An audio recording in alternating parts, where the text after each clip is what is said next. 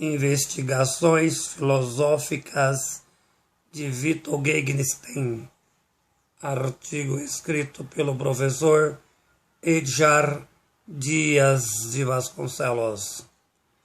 A questão colocada por Vitor Gegenstein a respeito da linguagem, o grande problema enfrentado pela filosofia, a ferramenta a ser utilizada. Com efeito, não se trata da referida ser certa ou errada, porém da colocação correta. O que está em jogo? Como usar a linguagem adequada. A filosofia precisa saber fazer uso certo, conhecendo seus limites, no que pode ser dito e refletido.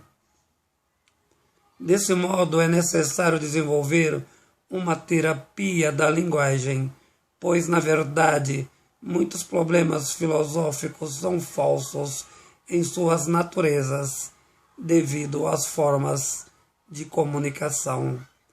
O pensamento de Vitor Gegenstein é dividido em duas grandes fases. Na primeira, refere-se ao tratado lógico-filosófico, quando se procura encontrar uma estrutura lógica para o uso da linguagem. Em primeiro lugar, para Vitor Gegenstein, a estrutura da linguagem precisa corresponder à realidade dos fatos. Um estado de coisas pode ser pensável em uma estrutura da linguagem, representando a realidade com objetividade, o que configura uma totalidade de pensamento. No entanto, na segunda fase, Vitor Gegenstein afastou-se de tal posicionamento, de que a verdade não deve ser entendida na experiência das coisas. A partir desse momento, o filósofo passou a afirmar categoricamente a impossibilidade de uma redução legítima entre o conceito lógico da linguagem e a captura real conceitual da realidade.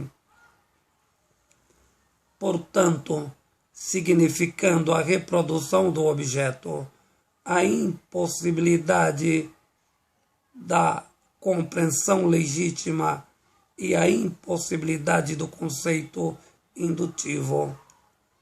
Com efeito, a linguagem não poderá ser a reprodução do objeto, apenas uma atividade auxiliar e muito limitada.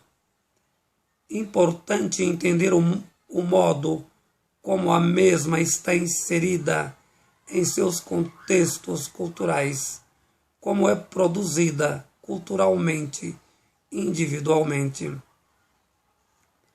Desse modo, Vitor Gegenstein termina com o seu desejo de fazer da linguagem o fundamento epistemológico de qualquer análise, o que significa que a referida não poderá mais ser o fundamento exclusivo da filosofia, o que coloca em ruptura a própria noção de uma análise lógica.